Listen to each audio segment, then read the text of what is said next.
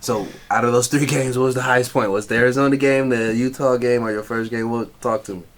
My mind wants to say Utah, but just those first 2 games were highlights for me. Like, I got to go back to Vegas. That's where I grew up. That's where I'm from.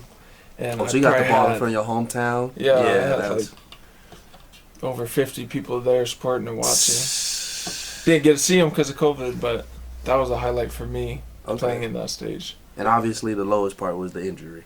You find out. That was low. Yeah, that was the lowest part. Okay, I feel that. How'd y'all scheme for Utah? What was y'all like? What was the?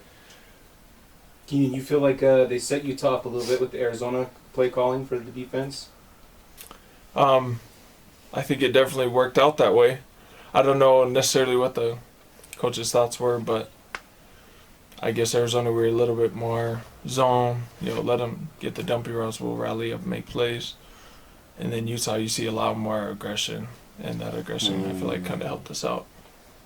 Do you like? Let me ask you this: do you like being like free type of linebacker, where you're like calling the plays, like, hey, scoot, like, you know what I mean, doing your thing, telling the D line scoot over, I'm hitting this gap, or do you like having a play in a system? And you said you went on your mission. Mm-hmm. Explain to that. Orlando. Yeah, I went to Orlando, Florida. Okay. How was cool. Super cool. Melting pot out there. You feel like your mission helped you mature and all that? Physically and mentally. For sure, mentally. Would you recommend it to other players? If because a lot of Mormon players, they struggle with that decision. Like, do I stay, play football, or do I go on my mission?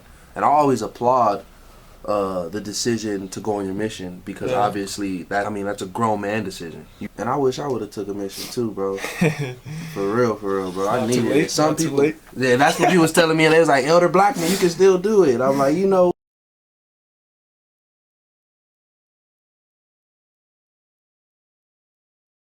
we got one more.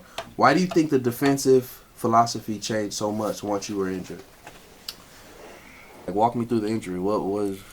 So what happened was, it's like, bro, you are the defense. He was like, no, he is the defense. That is the we move how he moves. He's the reason why our defense was so shut out, because after the 3rd game, defense wasn't as popping.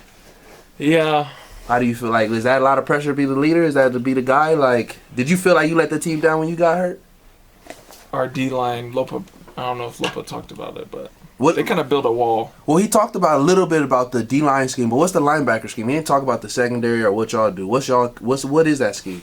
Do you feel like being independent, BYU, y'all got to prove yourselves time and time? Kalani does a good job of, like, being a player's coach. Mm-hmm. Talk to me about the atmosphere he creates. So I would say, how's the relationship with your defensive coordinator?